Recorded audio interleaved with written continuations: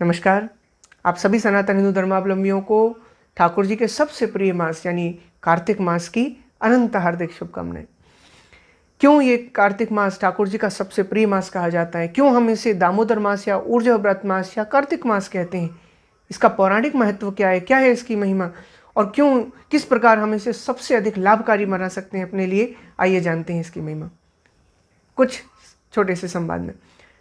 देखिए, सर्वप्रथम सनातन हिंदू धर्म का सबसे बड़ा पर्व यानी कि 5 दिवसीय दीपोत्सव जब भगवान मर्यादा पुरुषोत्तम षड्गुण ऐश्वर्य संपन्न श्री रामचंद्र जी अपने अयोध्या धाम को लौट कर आए और अधर्म पर धर्म की, असत्य पर सत्य की महाविजय का उद्घोष किए, उसे हम इसी कार्तिक मास में मनाते हैं। समस्त व्यापारी लोगों के लिए, जो लोग धन को प्राप्त करना चाहते हैं या माँ लक्ष्मी धन कुबेर की प्रसन्नता चाहते हैं अपने जीवन में, उन लोगों के लिए भी सबसे विशेष पर्व यही है, यही कार्तिक मास है। क्योंकि यहीं पर आप देखें कि अभी धनतेरस का पर्व पड़ता है, दीपावली का, रूप चतुर्दशी, गोवर्धन पूजा, भाई दूज, देवोत्थान एकादशी और गो नवरात्रियाँ भी यहीं आती हैं। कितना सुंदर पर्व है। समस्त कुमारी कन्याओं के लिए बहुत ही विशेष मास है। वो अपनी व्रत साधन से माता तुलसी की पूजन करके, कार्तिक स्नान करके क्या कर सकती हैं? मन चाहा वर प्राप्त करने की कृपा ठाकुर जी से प्राप्त कर सकती हैं और अपने अपने कार्य क्षेत्र में सफलता को हम सभी लोग उत्तुंग शिखर तक प्राप्त करने की शक्ति प्राप्त कैसे करें, आइए हम सभी लोग जानते हैं। सर्वप्रथम इसकी महिमा, ये जो दामोदर मास है, इसकी महिमा पद्म पुराण में, स्कंद पुराण में, श्रीमद् भागवत महापुराण में कही गई है। आइए हम सभी लोग जानते हैं कि इसे पद्म पुराण में किस प्रकार महिमान्वित किया गया है, कहा गया है। इसके बारे में भगवान शिव स्वयं कार्तिकेय जी से कह रहे हैं, तेनेष्टम कृतवी सर्वे कृतम तीर्थावगाहनम। अर्थात जो भी लोग इस कार्तिक मास में दीपदान करते हैं, नित्य दीपदान करते हैं, प्रातः संध्या को दीपदान करते हैं। और हाँ, ध्यान रखें, दीपदान में जो लोग घी का प्रयोग करते हैं, घी से ही करना चाहिए। फिर घी का दीपक जला करके उससे ठाकुर जी का अर्चन करके, और उस दीप को हम किसी नदी में, पवित्र नदी, गंगा च यमुना चैव गोदावरी सरस्वती नर्मदे सिंधु कावेरी जलेस्मिन् सन्निधिं कुरु। कहीं भी आपके आसपास जो ये विशेष नदियां हैं, इनमें जो लोग दीप का दान करते हैं, उन लोगों को कितना बड़ा फल मिलता है जानते हैं? उन लोगों को समस्त तीर्थों के भ्रमण का और समस्त विशिष्ट यज्ञों का पुण्य फल प्राप्त होता है। कितना सुंदर महत्व भगवान शिव स्वयं कार्तिकेय जी को इसका बताते हैं। और आगे आप जानते हैं, जिन पर्वों को, जिन तीर्थों को हम अपनी आंखों से, भौतिक चकाचौंध की आंखों से नहीं देख सकते हैं, उन तीर्थों को जो स्वर्ग में, परलोकों में बसे हुए हैं, उनका भी पुण्य आप इससे प्राप्त कर सकते हैं। ये जो दीपदान का विधि है, इस माह में तुलसी पूजन का भी बहुत विशेष महत्व है। कार्तिक स्नान का बहुत बड़ा महत्व है। भूमि पर सोने का बहुत बड़ा महत्व है। यद्यपि ज्योतिषीय परिमाण से भी भूमि पर सोने से मंगल देवता बहुत प्रसन्न होते हैं, उसका तो है ही अपने आप में, पर कार्तिक मास में विशेष महत्व है। और इस प्रकार की महत्वों के साथ आइए हम ये जानते हैं कि इसका नाम कैसे पड़ा। तो कार्तिक मास को हम सब जाने, सबसे पहले कार्तिक की नाम इसका कैसे पड़ा। तो श्री राधिका रानी जी, इनकी माता का नाम है कीर्तिदा सुंदरी जी। इन्होंने, कीर्तिदा सुंदरी जी ने अपनी पुत्री का नाम कार्तिका रखा है, जो कि श्री राधा सहस्त्र नाम में भी आता है। सो इस अर्थ से भी इस मास को हम कार्तिकेय मास कहते हैं, कार्तिक मास कहते हैं। और एक कार्तिक मास के पीछे का भाव यह है कि किसी भी पूर्णिमा पर चंद्रमा जिस नक्षत्र में होते हैं, उसी से उस मास का नाम हम निश्चित करते हैं। जैसे कि वैशाख जो माह है, उसका मास का नाम हम ऐसे डिसाइड करते हैं कि जब चंद्रमा पूर्णिमा के दिन विशाखा नक्षत्र में हो तो वो वैशाख मास।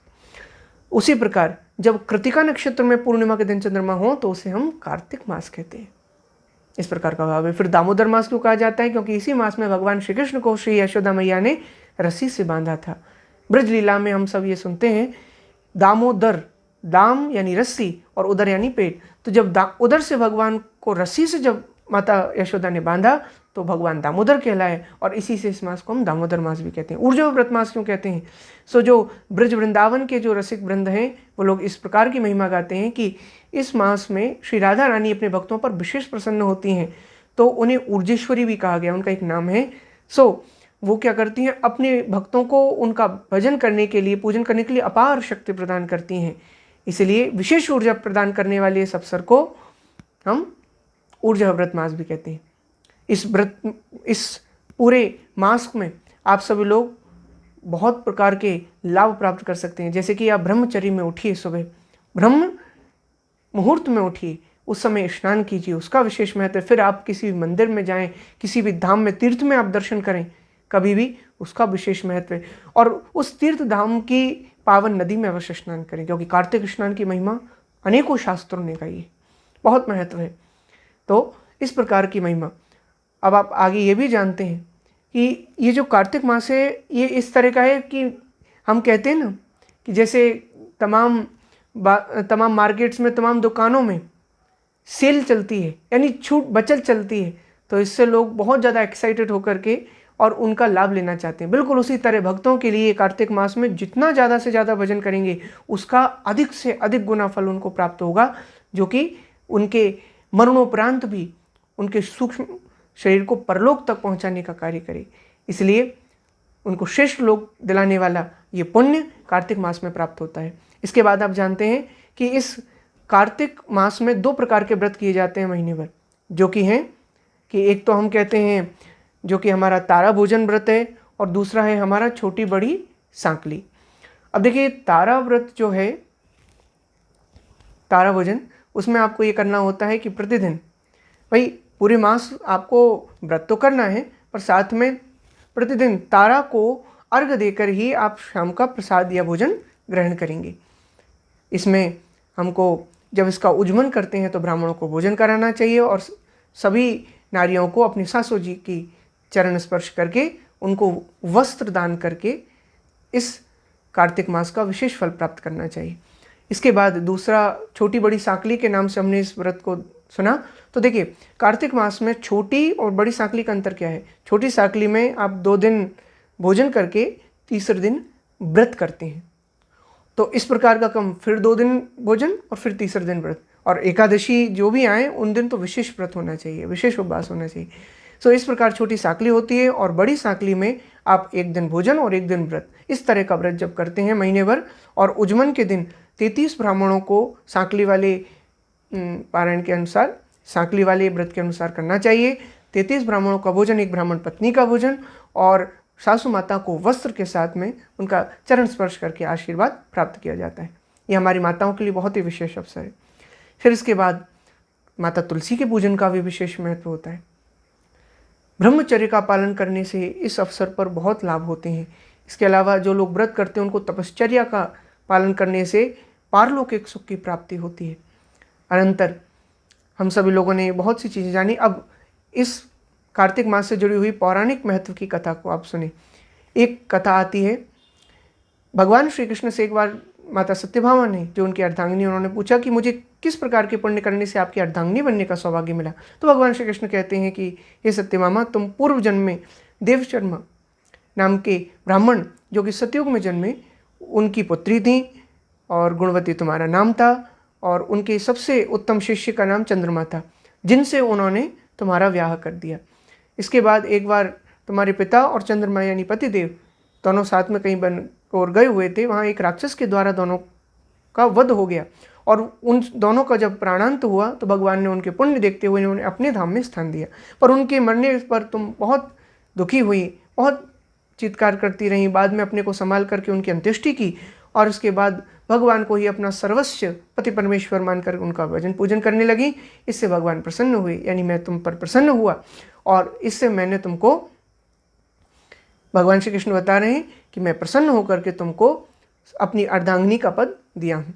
इसके अलावा एक पद्म पुराण के अंतर्गत जैमिनी और बादशायन ऋषि का जो संवाद है उसके अंतर्गत एक और कथा आती है, जब एक मूषक ने श्री राधा कृष्ण के सिंहासन पर, ठाकुर जी के सिंहासन पर चढ़कर, और उस सिंहासन के पास में एक दीपक की लो बुझ रही थी, उसको खाद्य सामग्री समझ करके यूं ही हिलाया, वो एकदम जल पड़ी, तो उसे दीपदान का ऐसा पुण्य प्राप्त हुआ कि तत्क्षण पास, कुछ समय देर की बात है कि एक सांप उसके आसपास था, उसके काटने पर जब उसकी मृत्यु हुई तो उसे लेने यमदूत आए, लेकिन जैसे ही वहाँ भगवान के पार्षद आ गए तो उन यमदूतों को भागना पड़ा। यानी अनजाने में भी हुए दीपदान से कितना बड़ा महत्व, कितना बड़ा फल प्राप्त होता है। इसलिए आप सभी जो सनातन हिंदू धर्मावलंबी लोग इस कार्तिक मास में विशेष अति विशेष लाभ लेना चाहते हैं, अपने घर को सुख शांति समृद्धि और ठाकुर जी की कृपा से भरना चाहते हैं, आप सभी लोग दीपदान अवश्य कीजिए। दीपदान का बहुत बड़ा महत्व है। दीपदानम परम दानम। ये जो दीपदान है, इसमें याद रखिएगा कि ये जो दीप है इसको आप घी के माध्यम से जलाएं या तिल के तेल से जलाएं। इन सब बातों का जब स्मरण करके आप इस माह में दीपदान करेंगे, इस माह में तुलसी पूजन करेंगे, ब्रह्मचर्य पालन करेंगे, भूमि पर शयन करेंगे और कार्तिक स्नान करेंगे, भगवान का वंदन करेंगे, मर्यादा पुरुषोत्तम भगवान श्री राम का अपने अपने घर में आगमन करेंगे दीपावली के पर्व के माध्यम से, दीपोत्सव के माध्यम से, हम सभी लोगों का जीवन अत्यंत आह्लाद से भर जाएगा। इसी के साथ आप सभी लोगों को बारंबार इस परम पुनीत मास की आगमन की बार शुभकामनाएं। हरे कृष्णा, हरे राम, जय श्री राम।